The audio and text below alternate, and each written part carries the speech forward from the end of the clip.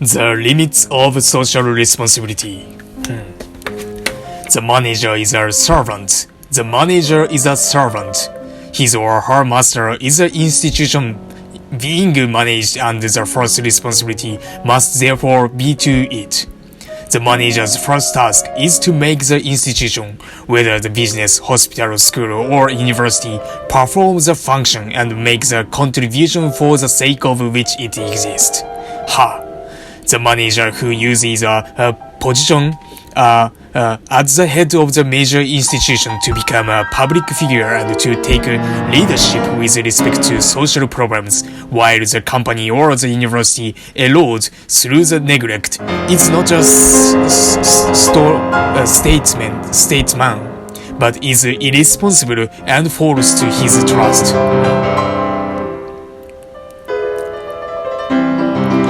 The institution's performance of its specific mission is also society's first need and interest. Is also society's first need and interest issue, right? The institution's performance of its specific mission. Society does not stand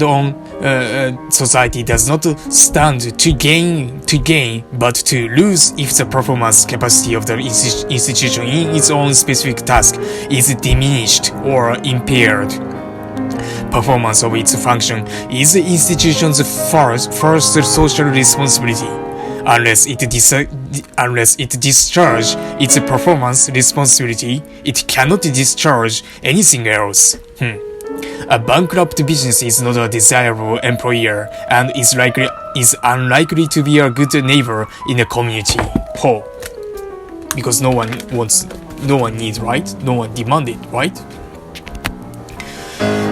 Nor will it create the capital for tomorrow's jobs and the opportunities for tomorrow's workers. A university that fails to prepare tomorrow's leaders and professionals is not socially responsible, no matter how many good works it engages in. Above all, management needs to know the minimum profitability required by the risk of the business and by its commitment to the future. It needs this knowledge for its own decisions, but it needs it just as much to explain its decision to others, the politicians, the press, the public.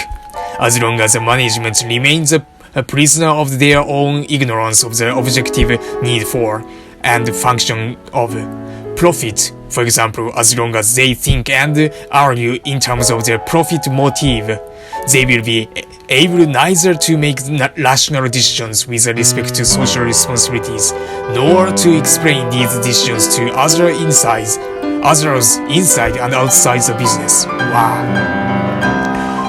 Whenever a business has disregarded the limitation of the economic performance and has assumed the social responsibility that it could not support economically, it has soon gotten into trouble.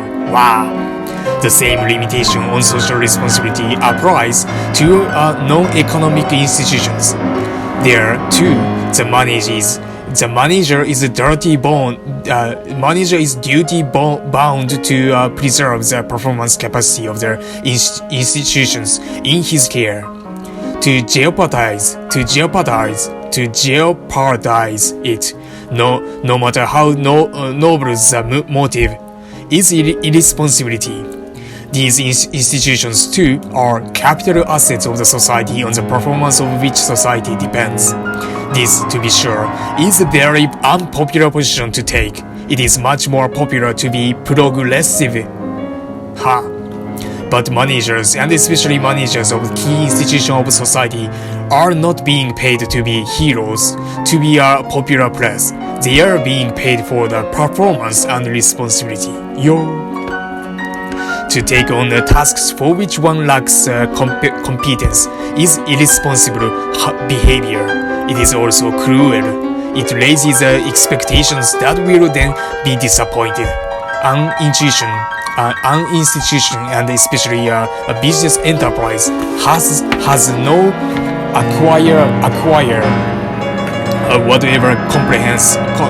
whatever competence is needed to take the responsibility for its impacts. But in areas of social responsibility other than the impacts, right and duty to act are limited by competence. In particular, an institution better refrain from tackling tasks that do not fit into its value system. Skills and knowledges are fairly easily acquired, but one cannot easily change personality. No one is likely to do well in areas that he does not respect. If a business or any other institution tackles such as an area because there is a social need, it is unlikely to put its good people on the task and to support them adequately. It is unlikely to understand what the task involves. It is almost certain to do the wrong things. As a result, it will do damage rather than good. Wow! Management therefore needs to know at the very least what it and its institutions are truly incompetent for. Business as a rule will be in this position of the absolute incompetence in an intangible area. The strength of the business is accountability and measurability. It is a discipline of the market test, productivity measurements, and profitability requirements. Where these are lacking, business are essentially out of their depths. They are also out of fundamental sympathy, that is, outside their own value systems.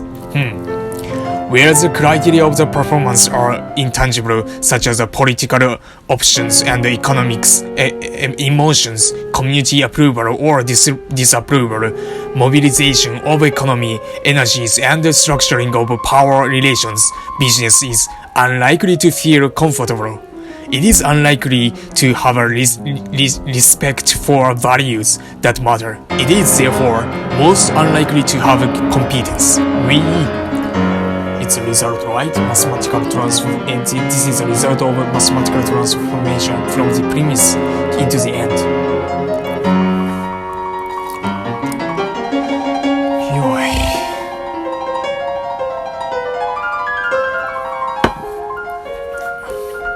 No one in America has done very well in training hardcore unemployable black teenagers for work and jobs, but business has done far less badly than any other institution. Schools, government programs, community agencies. This task can be identified, right? It can be defined. Goals can be set and performance can be measured, and then business can perform.